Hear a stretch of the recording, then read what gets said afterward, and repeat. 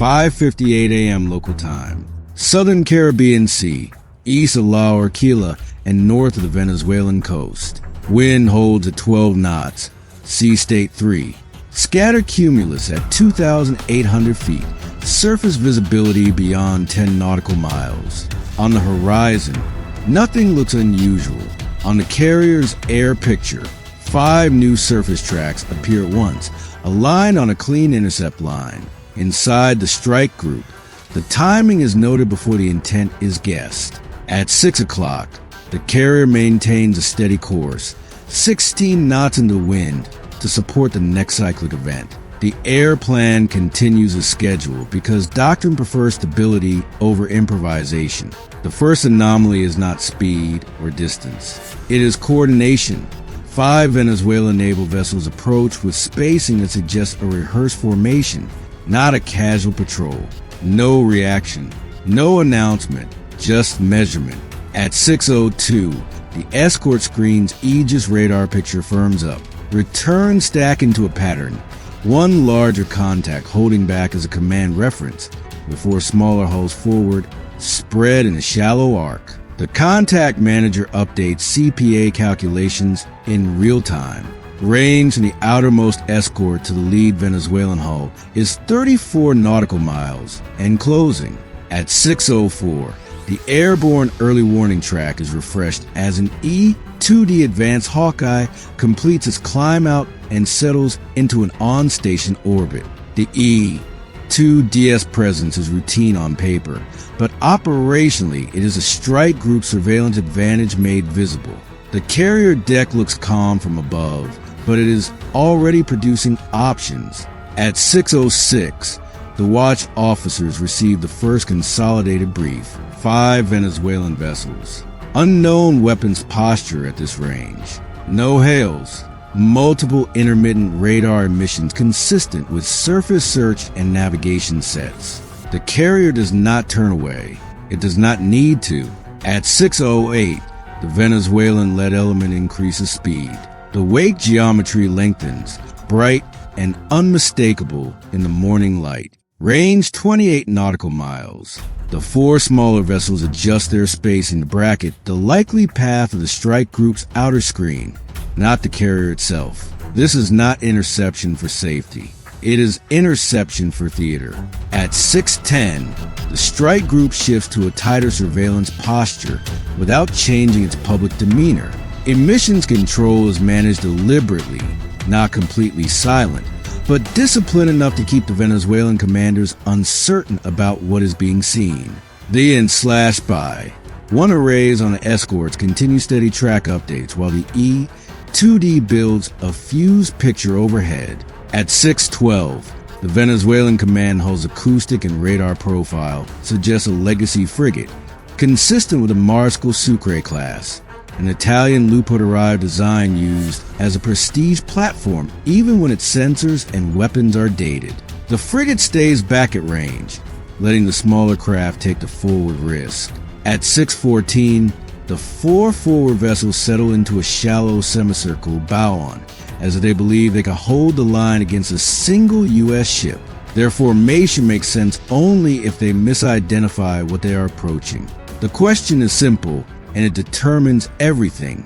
Do they understand they are closing on a carrier strike group, or do they think they are challenging a lone surface combatant? At 6:16, the strike group surface screen begins to shape the encounter. A destroyer on the threat axis subtly adjusts course 2 degrees to place itself between the Venezuelan arc and the carrier. The change is minimal, almost invisible to anyone not watching the plot. Range 22 nautical miles to the lead Venezuelan hull. CPA projected inside 1.5 nautical miles if neither side alters course. At 6:18, the first formal hail is prepared, but held for timing. The decision is deliberate.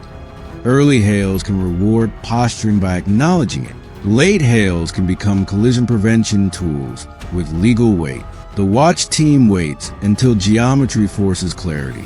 At 6:20, the Venezuelan vessels begin emitting more consistently, not fire control, but louder surface search behavior, as if they want their presence recorded. That decision is mirrored on the U.S. side in a different way. Every emission is cataloged. Frequency, pulse repetition, bearing drift. It becomes intelligence, not provocation. Range 18 nautical miles. At 6:22, the carrier continues cyclic operations.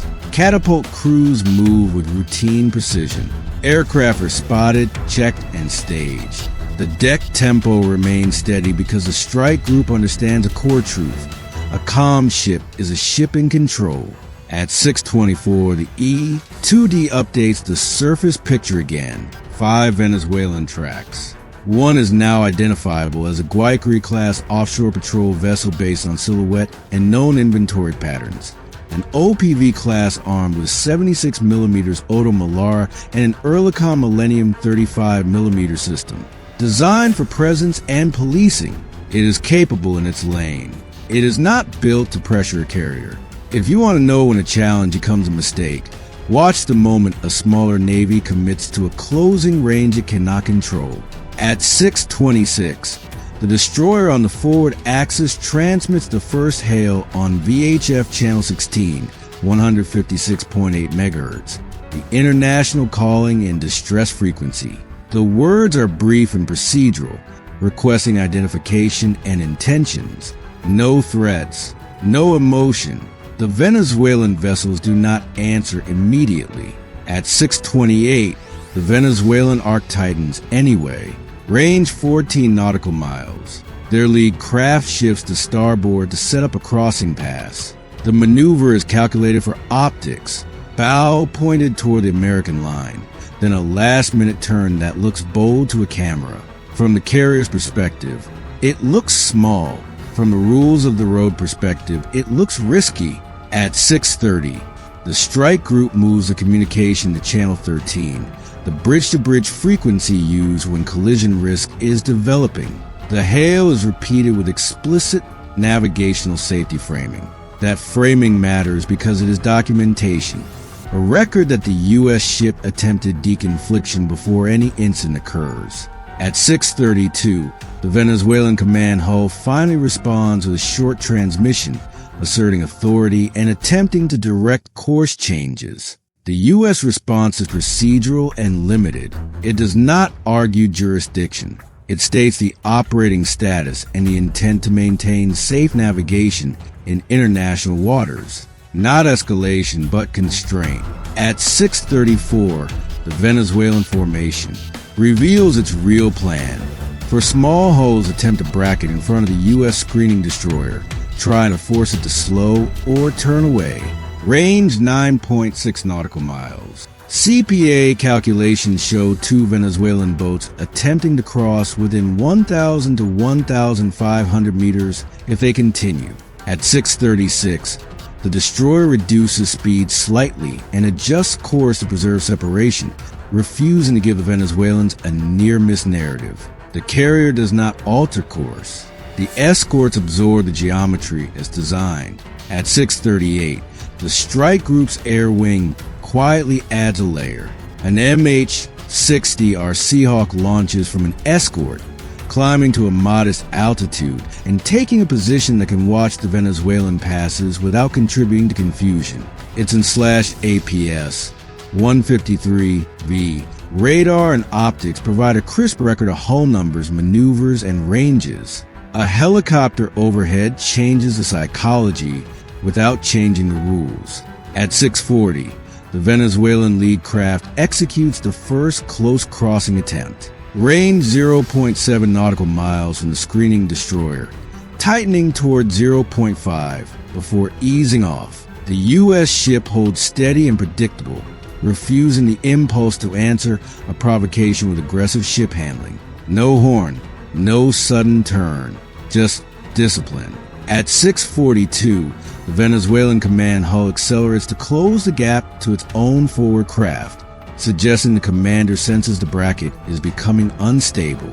Range of the command hull drops to 12 nautical miles. The U.S. strike group now has full, continuous track, visual confirmation, and aviation overhead.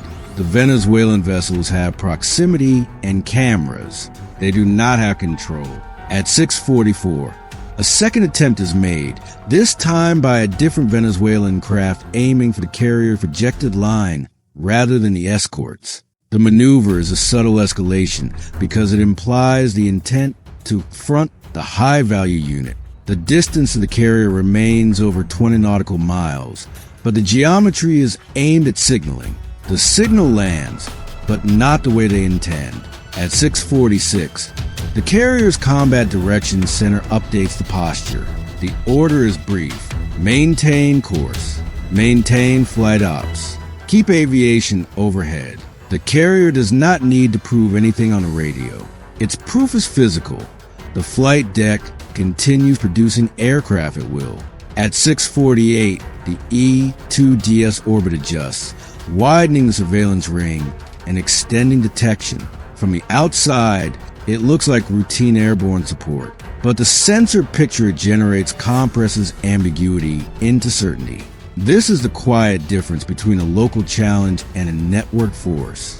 At 6:50, the Venezuelan commander attempts to reassert control with another radio demand. The U.S. response remains minimal and consistent, anchoring on navigation safety and non-interference. The effect is subtle. The Venezuelans are being forced into a choice. Either create a collision risk on purpose, or accept that the American formation will not yield. Range 8.2 nautical miles from the lead Venezuelan hull to the screening destroyer. Range 22 nautical miles to the carrier. At 6:52, the Venezuelan vessels begin to spread wider, as if to create the appearance of a larger force than they are. The outer two craft shift to port and starboard, widening the arc and trying to occupy more ocean on camera. But the wider they spread, the more they lose mutual support. Geometry cuts both ways. At 6:54, the U.S. screen tightens in response. Two escorts coordinate a gate that preserves the carrier's track while presenting clear, predictable boundaries. The carrier remained behind the screen, visible but unbothered, a moving airfield with layered defenses that do not need to be displayed.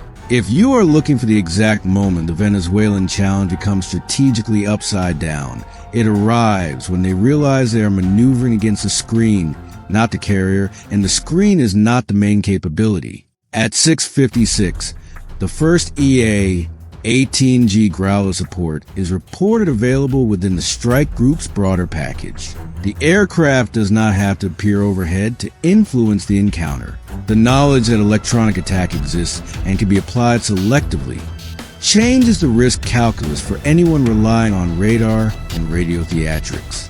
At 6:58, the Venezuelan radar emissions become more erratic. The pattern suggests either operator stress or internal coordination problems.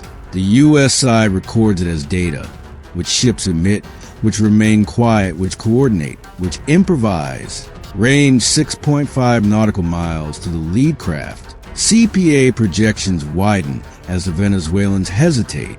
At 7 o'clock, the MH-60 are shift position to the Venezuelan formation's forward quarter, staying outside any provocative low pass. Its presence is observational, not threatening. The Venezuelan craft that had been most aggressive reduces speed slightly, then turns a few degrees away, as if reassessing how close is too close when every move is being recorded from above. At 7:02, the Venezuelan command hull attempts one last coordinated bracket, trying to place two craft ahead and two to the sides of the U.S. destroyer.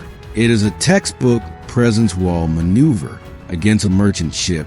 It can work against a naval screen. It becomes a self-imposed constraint. The Venezuelans must now avoid collision while maintaining a posture they cannot safely sustain. At 7:04, the U.S. destroyer transmits a final, crisp collision avoidance warning on Channel 13, emphasizing CPA and safe passing distance. The message is professionally neutral. It is also legally durable. At 7:06, the Venezuelan lead craft breaks the approach. It turns away first, then slows. The second craft follows. The wide arc collapses into loose trailing positions. Range begins to open, 7.8 nautical miles, then 9.1. The encounter does not end with force. It ends with the other side running out of safe options.